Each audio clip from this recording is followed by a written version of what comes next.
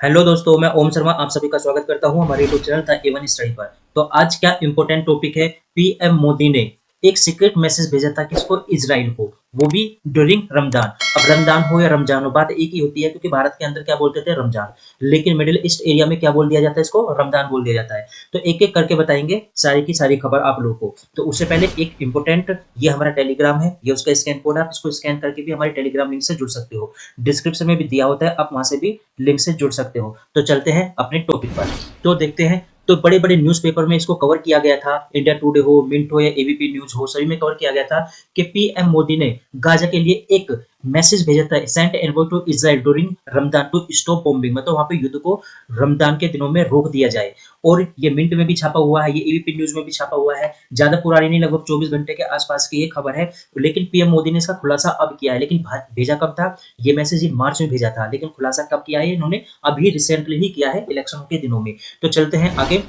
तो ये था इकोनॉमिक टाइम्स है, उन्होंने बोला है कि एट लिस्ट, यानी फिर भी रमजान के दिनों में रुक जाना चाहिए इजराइल को बम्बारिंग करने से गाजा पट्टी के अंदर। ये पीएम मोदी ने मैसेज दिया था एक इन्वॉय के माध्यम से इजराइल में जो भेजा गया था। लेकिन मीडिया को बस ये पता चल जाए खबर कि वो मैसेज जो भेजा गया था किसके द्वारा भेजा गया था, फिर मीडिया छोड़ने वाली नहीं है। लेकिन धीरे धीरे बात सामने आई कि भेजने वाले और कोई नहीं थे, ये भारत के एनएसए यानी national security adviser Ajit Doval थे। वही वहां पर गए थे कि रमजान के दिनों में सीज फायर कर दिया जाए गाजा पट्टी के अंदर, ताकि ये उनका पवित्र महीना होता है। बोला जाता है रमजान के दिनों में वे वहां पर पूजा करते हैं, प्यासे रहते हैं, रात के समय में क्या खोलते हैं, अपना व्रत खोलते हैं।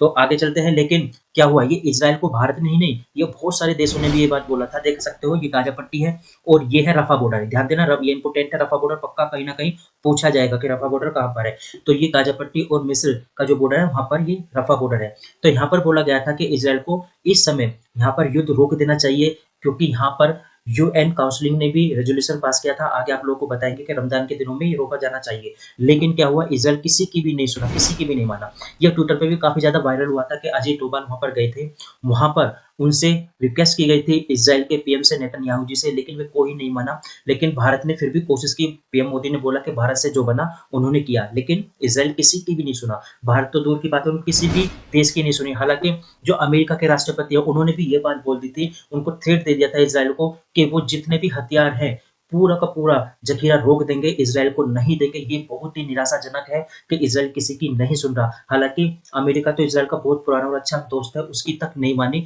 ये खुद इजराइल ने बताया था कि वहां पर हथियार रोकने की बात बोली गई थी।